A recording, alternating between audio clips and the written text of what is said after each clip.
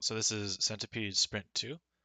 For this week, I wanted to show what I did incorrectly last week, which was sprite inconsistencies and then window size.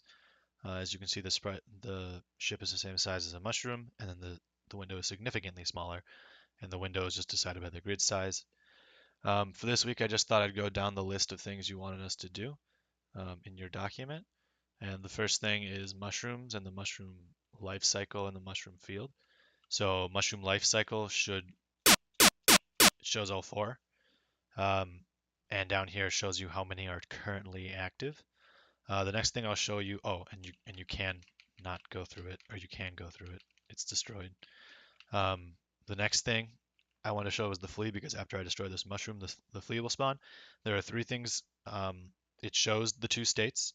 First state is spawning mushrooms, second is just going fast. Uh, it doesn't spawn mushrooms on top of each other. It waits for it to be able to spawn a mushroom, and that's handled by the mushroom spawner. And then three, it does collide with me, the ship, and then I can destroy the flea. So, so it starts out really slow just to show you, and then once I shoot it, it goes really fast. Down here, you can see it did collide with me. I just don't have any complex collision at the moment. I just say it did collide with me. It would destroy the ship if I implemented that. And as you can see, this spawn is the first state. Second state is when it just goes fast. I made it very slow just for testing purposes, just to show you that I can shoot it and that it does spawn. The next thing you wanted to see was the scorpion. So the scorpion spawns on the left. Sadly, I wasn't able to figure out how to flip the sprite without flipping it like crazy. I tried to flip over the horizontal axis, but it only let me flip over the vertical axis, or vice versa. I wasn't able to flip vertically, but I was able to flip horizontally. The mushrooms do go poisoned, and it was all in the same grid, so they have the same life cycle, and you can go straight through them. And then it does spawn on the right, and it will change every color. Oh, and then I'll show you it does collide with me, same as before, just explodes. Um, the next thing is a spider. So the spider does spawn. Let's get a better location. Spider. Wow, he just only wants to. Okay. Spider does spawn. It has the erratic behavior. It does damage me, as you can see, and it does eat mushrooms, and it does delete them as well.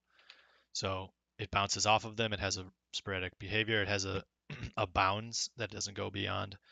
I haven't, obviously, as you can see, I didn't deal with the top Y and the top bottom, but I can deal with that in the future. Um, and that seems to be, oh, and you want to see the grid process, just a quick look. What it essentially does is I gave sprites or game objects the ability to get the grid status, to set the grid status no matter what's there. Um, or, and then this one is essentially taking the grid positioning and setting it directly in the middle. So that's how the sprites are able to not overlap, as well as how the scorpion can go directly through a location. And then attempt to set grid. This is just essentially if like checking if they can. So like the flea, if it wants to, it'll constantly check if it can set the grid. And if it can't, then it won't set the grid. And that should be sprint 2.